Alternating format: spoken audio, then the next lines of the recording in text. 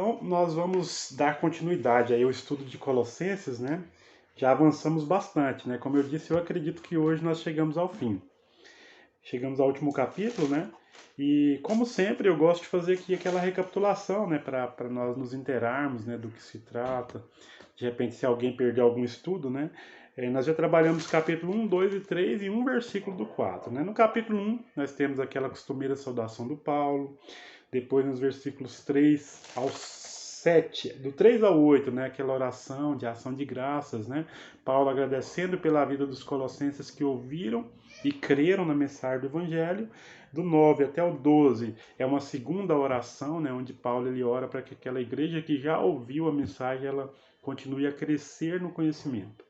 Inclusive lembrando que essa carta ela tem essa finalidade, né, de combater uma heresia conhecida como gnosticismo, e essa heresia justamente dizia que não havia o Cristo encarnado, né, que tudo que é material é ruim e tudo que é espiritual é bom. Por isso Paulo sempre faz questão de falar do Cristo encarnado, né, da exaltação de Cristo, que é superior a esses falsos rudimentos, né? Lá no capítulo 2, versículo 8, ele fala dos rudimentos do mundo, das vãs filosofias, que seria exatamente aqueles espíritos, anjos, seres celestiais que controlam os astros, as estrelas, o sol, a lua. Aí voltando para o capítulo 1, nós vimos do 13 até o 23, né? Primeiro, Paulo começa falando que Deus nos tirou do reino das trevas e nos transportou para o reino do Filho do seu amor. Então nós já vivemos o reino de Deus aqui e agora. Nós esperamos o reino futuro, mas precisamos viver o reino que é presente. Aí ele faz aquela exaltação de Cristo, né, como Senhor da criação, do 15 ao 17, e o Senhor da igreja, do 18 até o 23, né? Como que a igreja se relaciona com Cristo. Daí Paulo começa a falar sobre o seu ministério, né? No 24 até o 29, do capítulo 1, ele fala do ministério para os gentios, que era proclamar o mistério de Deus. O mistério de Deus é o Cristo em vós. É Deus convergindo judeus e gentios, né, em um único povo, que a Bíblia chama no Novo Testamento de igreja, né? E no capítulo 2 ele continua falando do seu ministério, mas não para os gentios em geral, mas especificamente para os colossenses. E aí ele fala de novo do mistério de Cristo, né? De toda... Eu acho muito legal esse versículo 3 que diz que em Cristo está oculto, né, todos os tesouros da sabedoria e do conhecimento. E lembrando que essas palavras, né, sabedoria, conhecimento, é sempre um contraponto, é sempre uma resposta para os gnósticos. Por quê? Gnósticos era um povo que o nome deles vinha da palavra conhecimento em grego, né, que é gnosis, né? Eles falavam que tinha um tipo especial de conhecimento e Paulo fala, não, o tipo especial de conhecimento está oculto em Cristo. Esse sim é o conhecimento que salva, né? E o conhecimento que também que nos dá uma vida cristã, né? Da prática do cristianismo para nós. Então Paulo sempre usa esses termos, né? Plenitude, né? Aqui no capítulo 2, versículo 9, ele fala que em Cristo habita corporalmente toda a plenitude da divindade. Esse termo também era muito usado por esses falsos mestres, né? O termo plenitude, Paulo sempre traz isso para o verdadeiro cristianismo. Inclusive aqui no capítulo 2, né, a partir do versículo 9 em diante, a partir do 10 em diante, aí Paulo vai começar a combater os falsos ensinos, as falsas filosofias, né? Aquele povo que misturava a filosofia grega com as práticas judaicas, com o cristianismo, né? Paulo fala, nada disso tem valor, né? A parte de Cristo, nada disso tem valor. Inclusive as vossas falsas festividades, as vossas falsas dietas, né? Lá no capítulo 2:16, né? Ninguém vos julgue por comida, por bebida, por lua nova, festividades, sábados, né? Então Paulo começa a combater isso, a falsa circuncisão, né? Paulo vem falar que a verdadeira circuncisão é aquela que acontece no coração e acontece no momento que a pessoa crê. Então aí sim ela é circuncidada no batismo espiritual, né? Que é o nascer para Cristo e o morrer para o mundo. Então Paulo fala bastante sobre isso aí nesse capítulo 3. Chegando aqui, acho que é a Elza Rodrigues, né? Não é a dona Elza, né? Ok. Seja bem-vinda, Elza. Estamos fazendo aquela recapitulação aqui, né? Aí no capítulo 3, né? Esse capítulo 3 é muito interessante porque começa uma sessão, eu até disse para os irmãos, né, que Paulo ele começa falando de doutrina. Aí no capítulo 3 ele vai falar sobre prática, né? E ele começa falando, ó, já que nós morremos para o mundo, nós fomos ressuscitados com Cristo, e aqui ele fala a ressurreição espiritual, aquela que acontece no momento que a gente crê, então a gente precisa buscar as coisas do alto. A gente precisa pensar nas coisas do alto. Aí nos versículos 5 até o 11, né, ele vai falar sobre algumas práticas que precisam ser deixadas para trás. Caiu aqui meu livro. Ele vai falar sobre práticas que precisam ser deixadas para trás, né? Como, por exemplo, essa lista aí do capítulo, do versículo 5 e a outra lista lá do versículo 8, né? Uma lista que tem a ver com o nosso relacionamento com Deus, que tem a ver com os pecados, né, da carne, que nos separa de Deus, né, nos afasta de Deus. E a outra lista do versículo 8 que nos separa ou atrapalha o nosso relacionamento com o nosso próximo, né? No versículo 8 ele fala isso. Aí ele conclui esse trecho falando que nós temos que nos revestir do novo homem. É o versículo 10 do capítulo 3, né?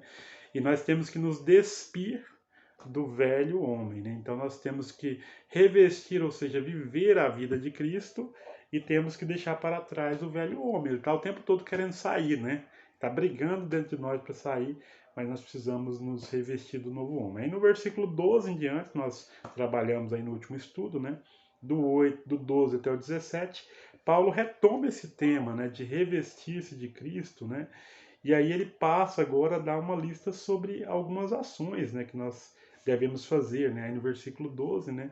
Fala, olha, já que a gente tem que deixar para trás aquelas paixões da carne, a prostituição, tudo aquilo, agora ele fala, agora vós, como eleitos de Deus, precisam ser santos, amados, ter ternos afetos de misericórdia, bondade, humildade, mansidão, longanimidade. Ele vai trabalhar isso aqui nesses versículos do 12 até o 17.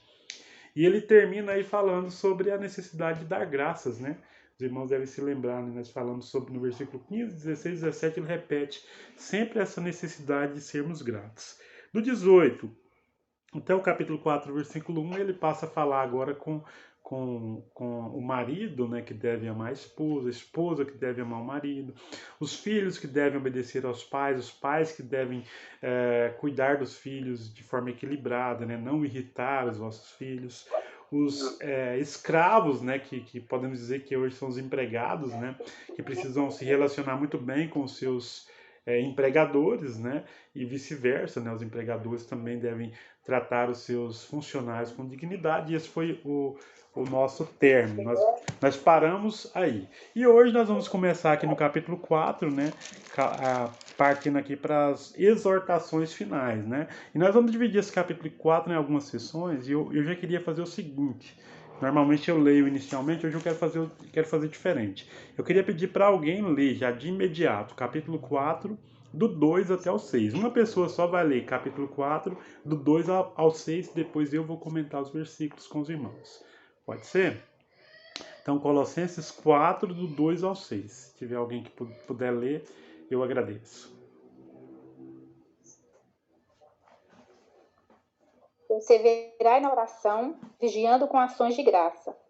Suplicai ao mesmo tempo, também por nós, para que Deus nos abra porta à palavra, a fim de falarmos do mistério de Cristo, pelo qual estou algemado, para que eu manifeste como devo fazer. Portai-vos com sabedoria para os que são de fora. Aproveitai a oportunidade. A vossa palavra seja sempre agradável, temperada com sal, para saberdes como deveis responder a cada um. Amém. Obrigado, Roseli. Então, olha que interessante, né? Paulo, depois de falar sobre as atribuições, as funções, né, do marido, da esposa, dos filhos, dos pais, dos empregados, dos empregadores, né, trazendo para a nossa linguagem de hoje, agora ele começa essa sessão aí falando sobre a necessidade de perseverar em oração, né? Perseverar em oração. E perseverar é fazer persistentemente, né? Então, às vezes a gente ora uma vez e fala, ah, Deus não me escutou, né? Não, mas a Bíblia diz que nós devemos persistir em oração, né? Não é que a gente deve repetir, né, as orações decoradas, né? Que o próprio Jesus ele falou que não se deve fazer isso, mas aqui ele diz que a gente deve persistir, né? Perseverar em oração, né? e vigiando com ações de graças. Novamente ele volta, ele terminou aquela sessão lá do 12 até o 17 falando sobre a necessidade de ser grato a Deus, e ele volta a falar sobre a necessidade de sermos gratos a Deus, né? Gratos a Deus por quê? Primeiro pela salvação, né? Então, acima de tudo, nós temos que ser gratos pela salvação em Cristo Jesus. Nenhum de nós merecíamos a salvação e Deus nos deu gratuitamente. Pela graça sois salvos, né? Efésios capítulo 2, versículo 8. Então, a gente deve ser grato pela graça de Deus que nos alcançou e, inclusive, por aquilo que Deus tem feito em nossas vidas hoje, né? Muitas vezes a gente não consegue perceber aquilo que Deus faz em nossa vida hoje, mas Deus está agindo em nossa vida hoje, né? Então a gente precisa, até porque nós temos que entender que existe o já, nós já estamos no reino de Deus, e o ainda não. O ainda não é porque ainda não chegamos, né, na consumação, nas bênçãos finais do reino de Deus. E aí no versículo 3 ele fala: suplicai ao mesmo tempo também por nós. Então Paulo está falando dele, daqueles que estão com ele lá nas cadeias em Roma, né? Ó, para quê? Para que Deus nos abra a porta à palavra, a fim de falarmos do mistério de Cristo, pelo qual também estou algemado. Então isso aqui é muito interessante, que Paulo fala agora não apenas para orarmos, mas para suplicarmos. Quando a gente fala orar é uma coisa, né? Oração, a gente faz oração cotidianamente. Quando a gente fala de súplica, aí ela vai além. Súplica, a gente precisa, por assim dizer, derramar o nosso coração, né? Às vezes a gente até chora, conversando com Deus, ajoelha, né? Então isso é súplica. Então, mais do que orar, Paulo fala: olha, suplicai por nós. Por quê? Porque o nosso ministério ainda não terminou. Paulo estava lá preso, né? Lá em Roma, mas ele sabia que ele ainda tinha muitas pessoas para alcançar com a sua mensagem. E, inclusive, até mesmo os reis, né? O próprio Deus falou para Paulo, né, que ele ia levar essa mensagem, né, através de uma visão, ele falou para ele que ele ia levar essa mensagem a reis. E Paulo estava algemado por causa dessa palavra, né, do mistério de Cristo. A gente já falou tanto sobre essa questão do mistério, né? E o mistério aqui, na verdade, não é um mistério oculto, é um mistério revelado. É o Cristo que ajunta, né, os judeus que creem em Cristo e os gentios que creem em Cristo em uma única comunidade, né? E essa comunidade ela precisa viver a vida de Cristo. É o Cristo em nós, lá do capítulo 1, que nós também já destacamos tantas vezes, né? Capítulo 1, versículo 27, né? O mistério de Deus, Cristo em vós. Então, Paulo fala sobre a necessidade de orarem por ele, e o motivo é esse, né? Para que Deus abra as portas, para que ele continue a falar do mistério de Deus. E ele diz que esse é o motivo pelo qual ele está em algema, ele está preso, né? E realmente, se a gente lê, se os irmãos se lembram da história de Paulo lá em Atos, né? Paulo ele prega livremente, né? No capítulo, ele converte no capítulo 9 de Atos. Aí depois lá no capítulo 13 ele volta, né? Barnabé busca ele lá em Antioquia. Aliás, busca ele em Tarso, que era onde ele morava, e leva ele para Antioquia, porque a igreja de Antioquia precisava de líderes, né? E de missionários. Então a igreja junto, reunida, envia Paulo e Barnabé na primeira viagem, capítulo 13 e 14 de Atos, né? Eles realizam, plantam várias igrejas, depois eles retornam, né? A partir do capítulo 15, a gente tem aquele problema lá em Jerusalém da circuncisão, eles saem de novo em uma segunda viagem, né? Aí onde eles passam por várias cidades, né? Como por exemplo ali em Troade, no, no capítulo 16, né? Fala quando ele encontra com Timóteo. Aí ele vai seguindo, chega em Tessalônica, Bereia, em Atenas, Corinto, até chegar em Éfeso, né, que foi exatamente aonde Paulo pregou, no capítulo 19 ali, e a partir da pregação de Paulo, a mensagem chegou inclusive em Colossos. Aí no capítulo 20, o que é que Paulo faz? Ele se despede da igreja de Éfeso, né?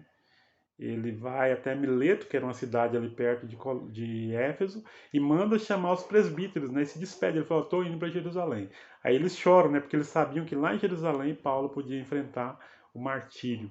Ele sabia que os judeus não iam poupar a vida de Paulo, né? E quando Paulo chega em Jerusalém, os judeus justamente prendem ele, né? Por quê? Porque estava pregando a respeito da ressurreição de Cristo e estava pregando um evangelho que não era só para os judeus, era um evangelho que era para os judeus e para os gentios. Por isso que ele falou aqui no versículo 3, ó, é, então, suplicai ao mesmo tempo também por nós, para que Deus nos abra a porta, a palavra, a fim de falarmos do mistério de Cristo, note, pelo qual também estou algemado. Então, Paulo está algemado justamente por isso, porque ele estava pregando esse mistério de Cristo, né? E ele pede que os irmãos continuem em oração, né? Interessante, né, o pedido de Paulo, porque hoje a gente vê alguns líderes aí, né, falsos líderes aí em algumas falsas igrejas orando por tantos outros motivos, né? Ah, vamos orar para ficar rico, vamos orar para comprar um carro, vamos orar para isso, para aquilo, e nada de orar para a expansão do reino de Deus, para a expansão da mensagem do evangelho. Então Paulo ele chama atenção para isso, né? E é interessante que ele conclui aqui no versículo 4, né? Para que eu o manifeste como devo fazer. Então era a obrigação dele, ele entendia que isso era o ministério dele, né? Mas ele precisava da súplica dos irmãos para que ele realizasse. E é interessante que Paulo aqui, ele pede oração por si, né? Lá no capítulo 1, quando nós estudamos capítulo 1, versículos de 3 a 8, a gente vê Paulo orando por aquela igreja, né? Primeiro agradecendo por eles, né? Agradecendo pela vida deles, depois orando, intercedendo por eles, né? Para que eles continuassem a crescer em conhecimento, né? Crescer em maturidade, crescer em santidade, serem discipulados, né? Agora Paulo inverteu, aqui no capítulo 4 ele termina pedindo oração para o seu ministério, né? E aí no versículo 5 e 6 acontece algo também que a gente deve sempre pensar, né? Porque Paulo agora ele passa a falar sobre o nosso relacionamento com as pessoas que estão de fora da igreja. Nós já vimos muito sobre o relacionamento dentro da igreja, né? Agora ele fala sobre o relacionamento com aqueles que estão fora da igreja. No último estudo nós vimos sobre a necessidade de exercer o perdão dentro da igreja, né? Agora aqui no versículo 5 ele fala: portai-vos com sabedoria para com os de fora, os que são de fora. Por quê? E aproveitai as oportunidades, né? Então, se nós não dermos um bom testemunho para aqueles que não estão dentro da igreja, como nós vamos falar do evangelho para essas pessoas que estão fora da igreja? Então, a gente precisa ter isso em mente, né? A gente tem a necessidade de dar um bom testemunho para aqueles que estão de fora, para que nós tenhamos oportunidade de falar a mensagem de Deus a eles. E ele ainda continua no 6, é o mesmo tema. Ó. A vossa palavra seja sempre agradável, temperada com sal, para saberdes como deveis responder a cada um. Então, os nossos tratos com as pessoas de fora devem ser sempre com palavras equilibradas, com palavras bem escolhidas, né? Para que a gente possa conquistar essas pessoas, né? Porque se as pessoas não olharem para nós e ver Cristo em nós, né? A gente não vai ter condições de falar do Evangelho com elas. Acho que eu até contei para os irmãos, né, daquele filme, né? Saulo, apóstolo de Cristo, em um determinado momento, né, lá do filme, o Lucas, ele conversando com Paulo lá na prisão, né? Fala, olha, eu lembro de quando eu te ouvi lá em Troade, pregando, né, a palavra, e eu vi Cristo em sua vida, né? Então isso é muito forte, né? Alguém olhar para o outro e falar, olha, eu vi Cristo em sua vida, né? Então Cristo em vós. Então é dar testemunho para os de fora, para que nós tenhamos oportunidades de falar do Evangelho para aqueles que estão de fora da igreja. A igreja ela não pode se contentar em pregar e ensinar apenas aqueles que estão dentro da igreja. Nós também temos a mensagem do anúncio, né? Eu até destaquei lá no capítulo 1 com os irmãos, no versículo 28, né, que Paulo ele falou que primeiro ele anunciou a mensagem àquela igreja, né? E quando ele anunciou aquela mensagem, na verdade não para os colossenses, né, mas quando Paulo anunciava o evangelho, ele anunciava para aqueles que não eram crentes. Depois que as pessoas se tornavam crentes, aí sim, né, aí eles eram advertidos, eles eram ensinados. Então nós temos que ensinar na igreja, mas nós também temos que anunciar o evangelho para quem está de fora. E quando essas pessoas se converterem, elas virão para dentro da igreja também, para continuar a crescer no entendimento e a serem também ensinadas. Amém? Tranquilo até aqui, irmãos? Podemos caminhar? Alguém tem alguma coisa a acrescentar, a perguntar? Então vamos lá. Agora Paulo vai partir agora para as saudações, né? Ele vai falar agora, vamos dividir essa saudação aqui em 3 partes. No capítulo 4, do 7 até o 9, Paulo vai falar com aqueles, né, vai falar daqueles que são os portadores de sua mensagem aos Colossenses. Aí eu vou pedir novamente para um leitor já ler aí para mim. Colossenses capítulo 4, do 7 até o 9. Um outro leitor aí, por favor. Quando a minha situação, Tiquico, irmão amado e fiel ministro e conservo no Senhor, de tudo vos informará. Eu vou-lo envio com expresso propósito de vos dar conhecimento da nossa situação e de alentar o vosso coração. Em sua companhia vos envio Onésimo, o fiel e amado irmão, que é do vosso meio. Eles vós foram saber tudo o que por aqui ocorre. Amém. Amém. Então Paulo agora começa a se despedir dos irmãos, né? Ele já ensinou tudo que ele tinha para ensinar e agora ele começa a se despedir, né? Ele fala, olha, vou enviar a vocês Tíquico, né? Aí no versículo 7, e esse Tíquico, que é um fiel ministro, né? E conservo no Senhor, tudo vos informará. Então o Tíquico estava com Paulo lá na prisão, voluntariamente, na verdade, né? Ele era uma pessoa que estava lá para servir a Paulo, né? Ele era um fiel ministro, um conservo, né? Ou seja, servo junto com Paulo, e ele falaria tudo que estava acontecendo com Paulo, né? Então podem ficar tranquilos, eu sei que os irmãos estão preocupados comigo, em outras palavras, Paulo está falando isso, né?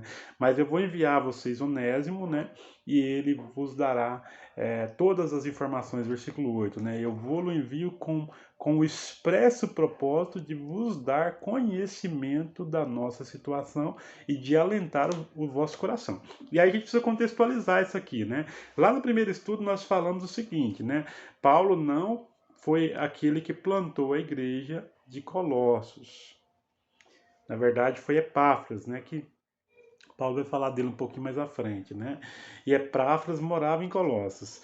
E Epáfras foi justamente até a prisão em Roma para falar com Paulo, justamente por causa dos problemas que estavam havendo ali na igreja de Colossos. Qual que era o problema que estava havendo ali? Vou deixar os irmãos falar um pouquinho, porque eu estou falando bastante hoje e até agora ninguém comentou nada. Qual que era o problema que estava havendo ali na igreja de Colossos?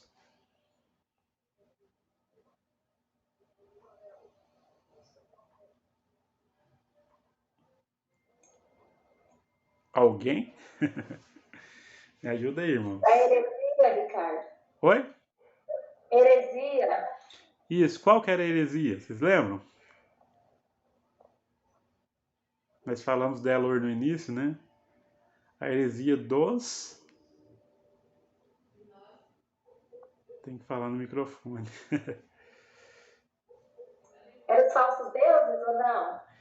Eram os gnósticos, né? A Vanessa até falou ali, eu falei para ela, tem que falar no microfone, né? Os gnósticos é aquele povo que ensinava, eles ensinavam que Jesus não encarnou, que eles tinham um tipo especial de conhecimento para passar para a igreja, né? E que através dessa igreja eles poderiam apaziguar, aí sim, né? Os falsos seres celestiais, né? Que controlavam o sol, a lua, as estrelas.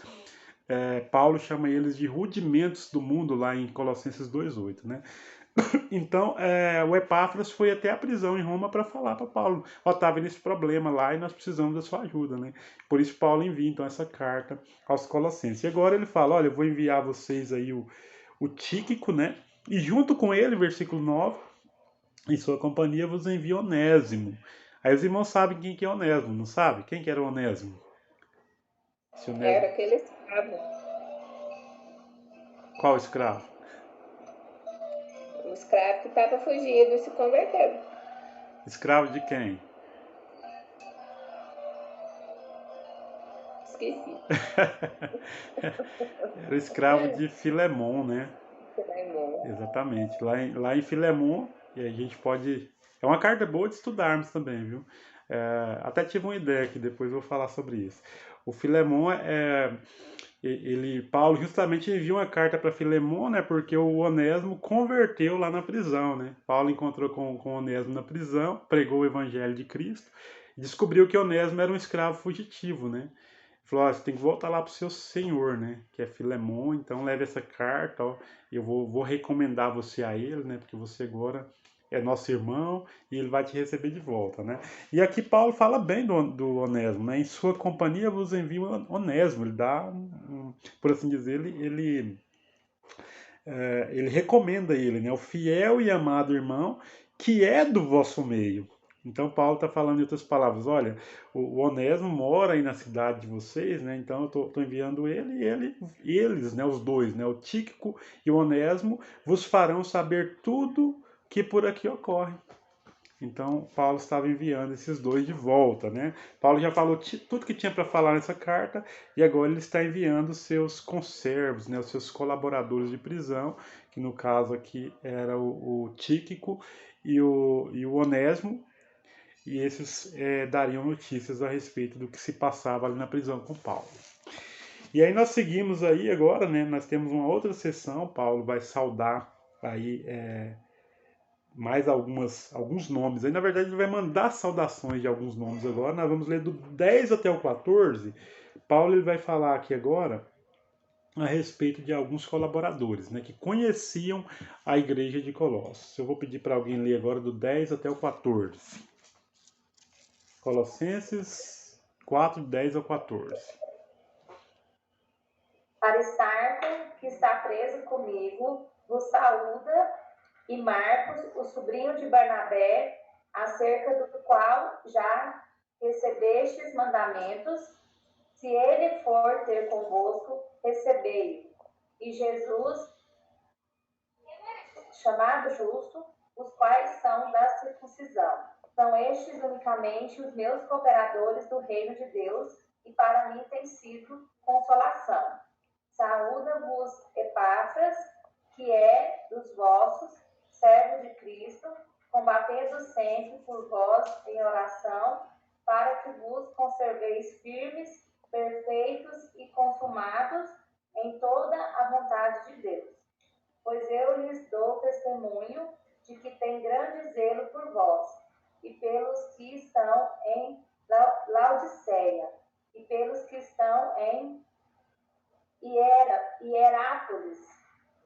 Saúda-vos Lucas, o médico amado, e Demas. Amém. Então, olha só, agora Paulo manda saudação da parte de alguns cristãos, né, de alguns líderes que conheciam a igreja, né, de Colossenses, né, dos Colossenses, né, e ele começa falando aí sobre Aristarco, né, que ele chama de prisioneiro comigo. Esse Aristarco aqui, ele era de Tessalônica. Infelizmente a gente não tem tempo para ler todos os textos, né, mas se quisesse anotar, né, para saber aonde vai ter essa informação, vai estar lá em Atos 19, 29, né, nós vamos ter uma referência a Aristarco como um companheiro de viagem de Paulo, né?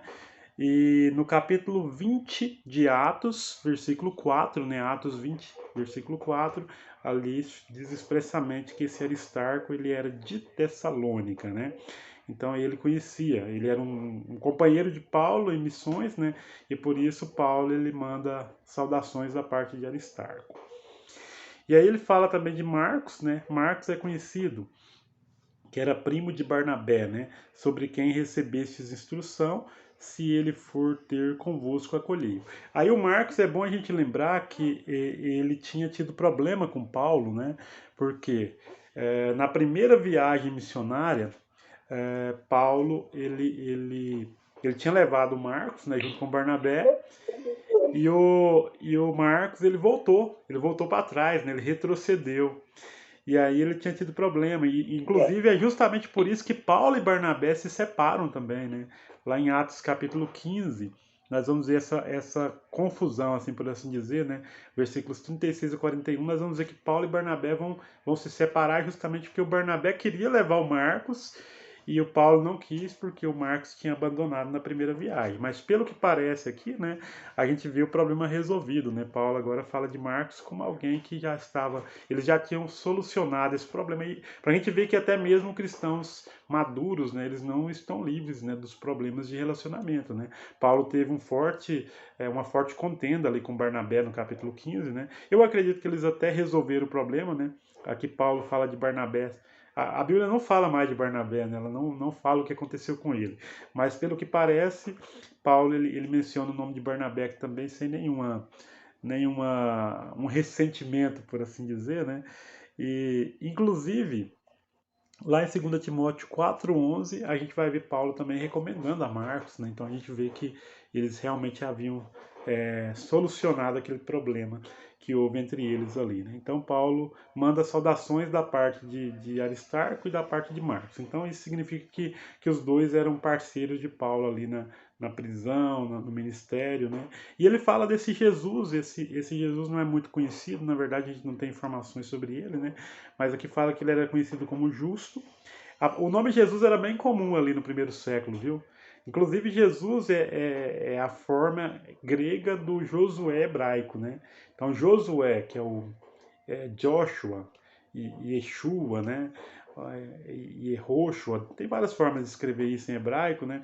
É o mesmo Jesus, né? Que é Jesus em grego, tá? Então, é um nome bem comum. Tinha muitos Jesus ali no primeiro século. E aqui fala que esses são os únicos da circuncisão, quer dizer, os únicos judeus, né? Aí no versículo 11, que cooperaram pessoalmente comigo pelo reino de Deus. Eles têm sido o meu lenitivo. Aqui na minha tradução aparece essa palavra lenitivo. Eu não sei se tem outra tradução aí que usou outra palavra, né? Mas o fato é que esses são os únicos judeus. Aqui ele citou Aristarco, Marcos, né? Que era o primo de Barnabé, e Jesus, o justo. Esses três Paulo diz que são os únicos judeus, né, que continuaram então a cooperar com Paulo. Lenitivo, né, é uma palavra que ela significa alguém que traz um alívio, né? Essa palavra era usada na medicina, né? Traz alívio da dor, cura. Então, nesse caso aqui, era alguém que consolava, que ajudava o Paulo a levar o fardo que ele estava levando ali dentro da prisão. Tem alguma tradução aí que fala outra palavra no versículo 11? Eu não reparei se a Daniela falou essa palavra lenitivo no versículo 11. Aqui na. A Vanessa vai pegar dela para ver. Se alguém tiver outra aí que fala, já me ajuda aí. Aqui falou assim: esses três, né, têm sido meu lenitivo. Eu fiquei curioso, eu acabei não tendo oportunidade de conferir isso em outra tradução. Eu usei só a Bíblia Shed aqui, né, que é a Almeida Revista Atualizada. Se alguém tiver outra tradução aí que fala outra palavra, compartilha com a gente aí, por favor. Esses são os meus, têm sido os meus cooperadores. Cooperadores em favor do reino de Deus. Eles têm sido uma fonte de ânimo para mim. Não, então é essa última aí, ó. Eles são uma fonte de ânimo. Tá. Exatamente. Cooperadores aqui também fala, né? Então, os que cooperam pessoalmente comigo pelo reino de Deus, eles têm sido o meu lenitivo. Aí, na tradução NVI, falou uma fonte de ânimo, né? Então, é aqueles que trazem alívio, né? E aí, Paulo passa a falar agora dos gentios, estrangeiros, né? Que também são cooperadores, né? Aí ele falou, saúda-vos Epáfras, versículo 12, né?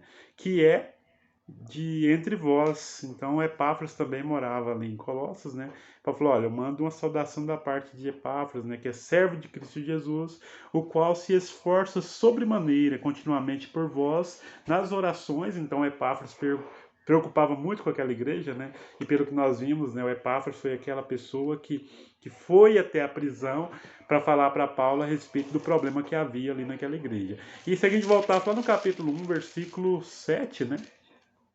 Nós vamos ver que Epáfras foi aquele que pregou, né? Segundo foste instruídos por Epáfras, nosso amado conservo, e quanto a vós outros, fiel ministro de Cristo. Então, Epáfras foi aquele que levou a mensagem do evangelho ali para Colossos, né? E agora ele estava lá cooperando com Paulo, e Paulo manda uma saudação da parte de Epáfras. E aqui ainda fala no finalzinho do versículo 12, né? Epáfras continuava nas orações, né, continuamente por vós nas orações, para que vos conserveis perfeitos e plenamente convictos em toda a vontade de Deus. A gente precisa entender essa expressão aqui, né? Então, o Epáfras orava para que aquela igreja se conservasse na fé, né? Continuassem firmes. E quando fala que perfeitos, plenamente convictos, a gente sabe que esse é o estágio final, né? Ninguém vai ser plenamente perfeito hoje, ninguém vai ter essa plenitude, né, da imagem do Cristo nessa vida. A gente vai ter na ressurreição, na vida por vir, né? Mas o que Epáfras está falando, o que Paulo está falando é que Epáfras orava para que eles continuassem a desenvolver o caráter de Cristo, né? Mesmo nessa vida, mesmo aqui e agora, né? E aí a gente entra aí no versículo 13, né, onde ele fala que dá testemunho, né, de Epáfras. Ele mais uma vez recomenda, né, esse ministro, esse líder da igreja, né, dou testemunho de que muito se preocupa por vós, pelos de Laodiceia e pelos de Hierápolis. Por que ele fala de Hierápolis? Talvez os irmãos se lembrem, lá no começo do estudo a gente mostrou um mapa, né, que mostrou que Colossos ela fazia parte de uma tríade de cidade, né? Era a cidade de Colossos, a cidade de Herápolis e a cidade de Laodiceia. Então ficava perto ali de Éfeso, né? Mais ou menos perto, ali na Ásia Menor. E essas três cidades elas estavam ali meio que interligadas, né? Havia uma rota comercial, inclusive a cidade de Colossos estava um pouco atrasada em relação às outras na questão comercial. E por último ele manda uma saudação da parte de Lucas, né? E aqui ele é identificado como médico amado. E, na verdade, o único texto que fala, né, de Lucas como médico é esse, né? Nós temos essa informação de que Lucas era médico aqui nesse Colossenses capítulo 1, versículo 14, né? E também era colaborador de Paulo. Inclusive, eu falei para vocês que lá no filme, né, que está na Netflix, se alguém tiver acesso e quiser olhar, Saulo, apóstolo de Cristo, a gente vai ver uma relação muito próxima de Lucas com Paulo, né, nesse filme. E aqui de certa forma confirma isso, né? A gente vê que Lucas era um fiel colaborador de Paulo. E por último ele fala sobre Demas, né? Ele manda uma saudação da parte de Demas. Aí uma coisa que a gente pode destacar aqui é que esse Demas, lá em 2 Timóteo 4,10, eu não vou ler por falta de tempo, mas lá fala que Demas abandonou a Paulo, né? E por amor a este século. Então a gente não sabe, né, qual foi o desfecho final de Demas, mas Paulo dá a entender que ele meio que abandonou o ministério, né? A gente não sabe se de fato era um salvo e simplesmente esfriou, ou se realmente era uma pessoa que estava ali como se fosse salvo, mas nunca foi, né? E a gente vê isso também com muita frequência aí no meio da igreja, né? Até no Novo Testamento a gente vê isso também. Pessoas que se apresentam como crentes, mas no final das contas não são. Então esse Demas aí, ele abandonou o barco, né? Lá, essa informação está lá em 2 Timóteo 4,10. Se alguém quiser anotar para conferir depois. E aí Paulo falou sobre aqueles que não eram judeus, né? Que não eram da circuncisão, né? Epáfras, ele falou aí sobre Lucas e falou sobre Demas. São três cristãos que apoiaram o ministério de Paulo, inclusive ali dentro da prisão. E por último agora, Paulo vai ele mesmo saudar a igreja. Vou pedir outro leitor aí, se alguém quiser falar alguma coisa a respeito do que foi dito até aqui, também fique à vontade. Mas nós vamos ler agora do 15 até o 18, 15 até o final. Pedir um leitor. Posso ler? Por favor. Saudai os irmãos de Laodiceia e Ninfa e a igreja que ela hospeda em sua casa. E uma vez lida essa epístola perante vós, providenciai por que seja também lida na igreja dos laodicenses e a dos de Laodiceia, lede-a igualmente perante vós.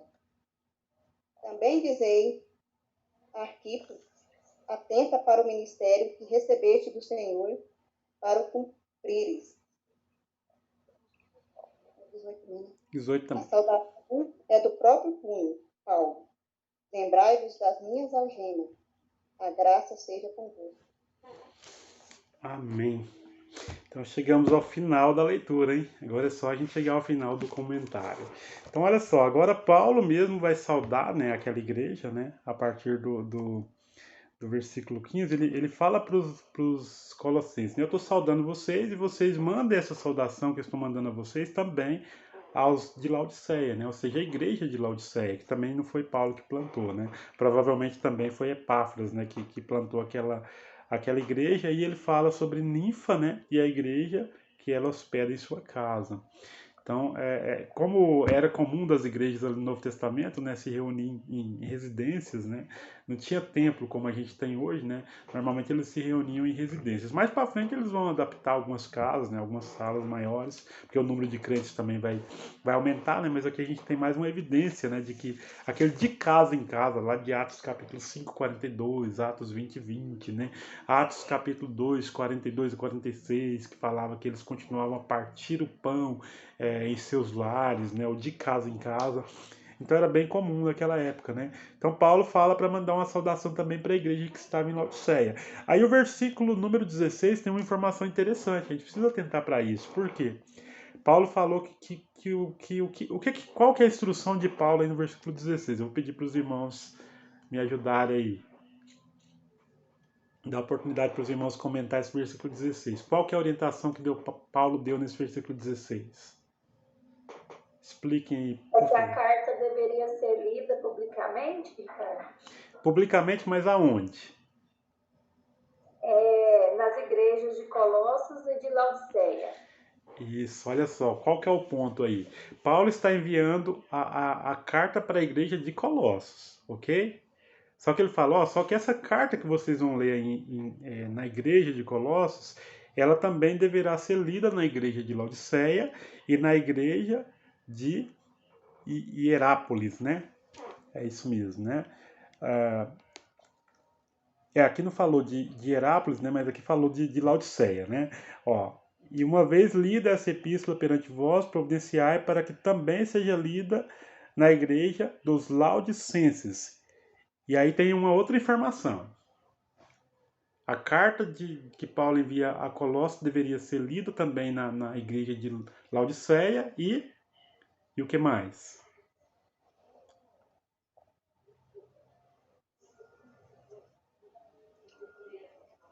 Para que eles também lessem carta de Laodiceia. Isso, então olha só. Exatamente. Então o que acontece? A gente não tem, infelizmente, a gente não tem o registro nessa carta, porque pelo visto Paulo também enviou uma carta a Laodiceia, né? Infelizmente a gente não tem acesso a essa carta se perdeu, né?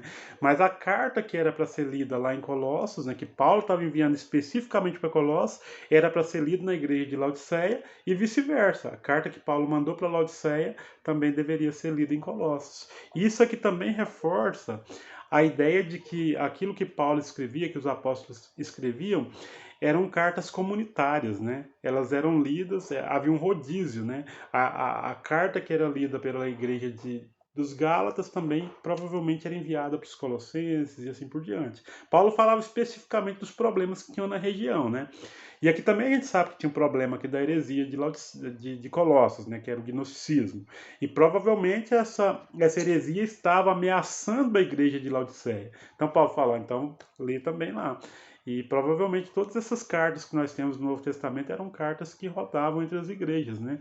Assim como as cartas do Apocalipse também, né? Jesus manda especificamente carta para Éfeso, para Laodiceia, Filadélfia, né? Pérgamo, Tiatira. Então, provavelmente aquela mesma carta que era lida em uma igreja era lida em outras. Isso dá uma ideia de que essas cartas realmente tinham essa finalidade de estabelecer ensinos doutrinários, né? Talvez até uma liturgia ali nas igrejas, né? Ou seja, um roteiro, né? um regulamento, né? para os cultos, para as reuniões dos cristãos. Então essas cartas elas eram fontes, né? Porque a gente tem que pensar, nós somos cristãos, né? Mas pensa nos judeus, né? Os judeus que não eram cristãos. Como é que eles viam essas cartas de Paulo? Como é que eles viam as cartas de Pedro? Como é que via a carta de Tiago? Eles não viam com bons olhos, né? Mas a gente vê aqui que essas cartas realmente vinham de Deus, né? Elas eram escritas por inspiração de Deus e elas estavam dando continuidade ao que já foi escrito no Antigo Testamento, porque o judeu só aceita o Antigo Testamento, né? Aí o judeu convertido, ele aceitava a palavra dos apóstolos, né, como Paulo, Pedro, Tiago, Judas, né, João, entre vários outros, né, os evangelistas, Mateus, Marcos, Lucas, João, como palavra de Deus, né, como uma continuação do Antigo Testamento. Então havia essa prática aí, ok? Ficou claro? Tá entendido? E aí o versículo 17, né, ele manda um recado para esse Arquipo, né? Olha, atenta para o ministério que recebeste no Senhor, para o cumprirdes. Quem era esse Arquipo? Era filho de Filemon. Se a gente for lá no Filemon, versículo 2, né, só tem um capítulo, nós vamos ver que vai ter uma referência a ele, né? Fala primeiro do Filemon, depois da sua esposa, e na sequência do Arquipe fala sobre a igreja que está em vossa casa, né? Então dá a ideia de que eles são da mesma família. A gente não sabe exatamente qual ministério, né, que ele tinha, provavelmente o ministério da pregação da palavra também, né? Algum ministério de liderança ele tinha ali na igreja. Então Paulo reforça, né? Olha, Deus te deu um ministério, cumpriu, né? E a gente também tem que pensar em nós mesmos, né? Qual que é o nosso ministério, né? Então a gente precisa também cumprir, a gente precisa buscar em oração, persistir em oração para entender qual é a vontade de Deus para a nossa vida e nós também devemos cumprir o ministério que Deus nos deu. Aí nós chegamos no versículo 18, né, onde Paulo fala: a saudação é de próprio punho. Paulo, lembrai-vos das minhas algemas, a graça seja convosco. Então Paulo dá a ideia aqui de que ele tinha um secretário, né, que escreveu toda a carta, mas quando chegou nessa saudação final, Paulo assumiu a pena ali, né, e escreveu a saudação de próprio punho, né, e ele fala para aquela igreja lembrar de suas algemas, ou seja, o que ele está falando é o seguinte: continuai orando por mim. Eu estou na prisão, eu não sei qual será o meu futuro, né? Mas continuai orando por mim. Quer seja para que eu vá até o fim firme, né? Pregar para os reis, para todos aqueles que estão envolvidos aqui nesse processo de prisão. E quando Paulo estava na prisão, ele estava também trabalhando em função das igrejas, né? Porque as prisões de Paulo também eram em prol do evangelho, né? Ele estava lá na prisão para que outros também não precisassem ir para a prisão em seu lugar. E aí ele termina com a sua comum saudação, né? A graça seja convosco. Normalmente Paulo começa todas as cartas, né, falando da graça e a paz da parte de Deus, o Pai, do Senhor Jesus, né. Aqui ele só conclui falando: a graça seja convosco, né. É por isso que muitas igrejas, né, têm esse costume, né. Eu conheço muitas igrejas mais tradicionais que têm esse costume de sempre cumprimentar os irmãos no início do culto, né, com a graça e a paz do Senhor Jesus, né, graça e paz. Outras igrejas falam paz do Senhor, mas a gente vê referências a esse tipo de saudação ali no Novo Testamento, inclusive no Antigo Testamento, né? Os judeus, quando eles encontravam a outra, só falava shalom, significa paz, né? E os cristãos, normalmente aqui o Paulo, ele sauda as igrejas com a graça, né, de Deus e a paz, a graça e a paz que vem de Deus. E assim nós chegamos ao final, né, do estudo, pela graça de Deus, como eu pretendia hoje. Mas vale a pena a gente só reforçar, né? Eu até pensei, né, de falar para os irmãos no final desse estudo de alguns versículos chaves, né, que me chamou a atenção durante o estudo, né? De repente, se os irmãos estão anotando, poderiam atentar para isso, né? Eu acho um versículo que me chamou muita atenção já no capítulo 1 foi o versículo 6, né? Que fala do momento que eles escutam a mensagem e creem. Então, até trouxe também aquele livro, né, que falava sobre a reconciliação e depois falava sobre o Cristo em vós, né, que é a santificação. Então, nesse momento, eles foram salvos, no momento que eles creram, né? Aí Paulo vem falando também sobre essa questão do conhecimento em toda a carta, nós já falamos muito sobre isso hoje, né? Mas alguns versículos que chamam muita atenção, esse versículo 13 e 14, né? Que fala que Deus nos transportou do império das trevas para o reino do seu Filho amado. É um versículo que eu também destacaria, né? Se eu fosse fazer esse relatório aqui, eu ia anotar esse versículo que eu acho fantástico. E esse hino que segue também, né? Que fala sobre o Cristo exaltado, o Cristo que é o Senhor da igreja. Nesse capítulo 1, versículo 28, eu destaquei muito isso, né? Paulo falou que anunciou a mensagem. Eu falei sobre isso hoje de novo, né? Nós pregamos, nós anunciamos a mensagem. Mas essas pessoas que creem, elas precisam ser advertidas, precisam ser ensinadas. Isso é discipulado. Então essa carta aos Colossenses, ela nos ensina sobre salvação ela nos ensina sobre o momento que a pessoa crê, mas ela também nos ensina sobre a caminhada, que é o discipulado, né? Então a vida do crente com Cristo, ela segue, e esses crentes precisam ser ensinados e precisam buscar também, né? Aí entra a leitura da Bíblia, a oração, entra tudo isso, né? Outro versículo que eu destacaria, né, que eu falaria, irmãos, anota esse versículo aí, capítulo 2, versículo 7, né? Na verdade, o 6 e o 7, né?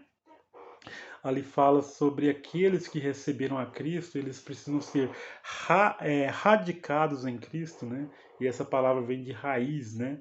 Então precisam ser enraizados em Cristo, precisam ser edificados, né? Então Paulo fala sobre uma palavra ligada à agricultura e outra ligada à arquitetura, né? Então você tem que ter o alicerce, que é a raiz, e depois tem que ter a edificação. Então, em outras palavras, nós cremos em Cristo, nós somos radicados, nós temos raízes em Cristo, nós temos o nosso alicerce em Cristo.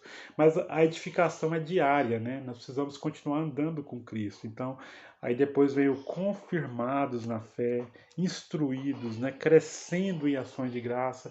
Então, tudo isso tem a ver com o discipulado cristão. E ainda no capítulo 2 também, né? Eu gostei muito desse versículo 15, né? Que fala que Cristo, ele na cruz, ele despojou os principados e potestades.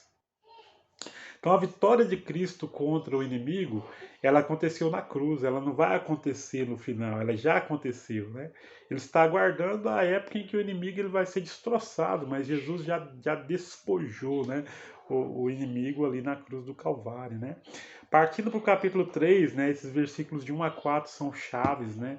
Fala da nossa ressurreição com Cristo.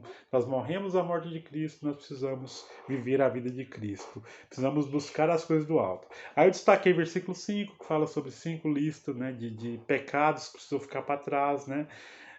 Que tem a ver com o nosso relacionamento com Deus. Versículo 8, que tem a ver com o nosso relacionamento com o próximo. Versículo 12, né, que fala sobre 5 virtudes, né, que o cristão precisa desenvolver, né? Ele estando agora nascido de novo, vivo em Cristo, né? Precisa ser eleito, santo, amado. Pode pegar? Fecha o microfone, mãe. Ela está falando, está chegando aqui. Então, precisa ser, nós precisamos, aliás, aqueles que se revestiram de Cristo, né, que são eleitos, santos e amados, eles precisam ter ternos afetos de misericórdia, bondade, humildade, mansidão, longanimidade. Então, esse aqui foi destacado bastante aqui nesse estudo, né? Nós vimos também, aí partindo aí para o versículo 18, nós vimos sobre a questão da família, que no capítulo 4, ele volta a falar do mistério de Deus, né? Do mistério de Cristo, né? No versículo 3. E aí ele falou sobre a necessidade de orar por ele mesmo, Paulo, né? Então, olha, persistir em oração e persistir em súplicas por nós, né? Pelo nosso ministério. Então, a gente aprende com isso que a gente precisa orar pelo ministério dos outros, né? Então é bom orarmos pelos líderes da igreja, é bom orarmos por aqueles que estão no campo missionário, né? Então a gente aprende essa lição aqui. E por último ele vem com essas saudações, né? Aí, primeiro daqueles que levariam a mensagem, né? Para a igreja de Colossos, versículos 7 a 8, onde nós vimos aí o Tíquico e o Onésimo. Nos versículos do 10 até o 14, nós vimos que ele falou sobre 3 judeus, né, que apoiaram ele ali nas prisões, né? Entre eles está o Aristarco, o Marcos e o Jesus, né? São os 3 judeus. Depois ele fala sobre 3 gentios que também são fiéis apoiadores, que é Epáfras, no versículo 12, o Lucas e o Demas. A gente sabe que depois o Demas abandonou o barco. E por último ele mesmo sauda, né? Aquela igreja, fala para enviar a saudação também à igreja de Laodiceia, e termina falando que aquela saudação é de próprio punho. E aqui nós chegamos ao fim então do estudo, né? Espero que os irmãos tenham sido edificados, assim como eu fui. E também, se os irmãos quiserem acrescentar algo, também podem ficar à vontade. O momento é esse.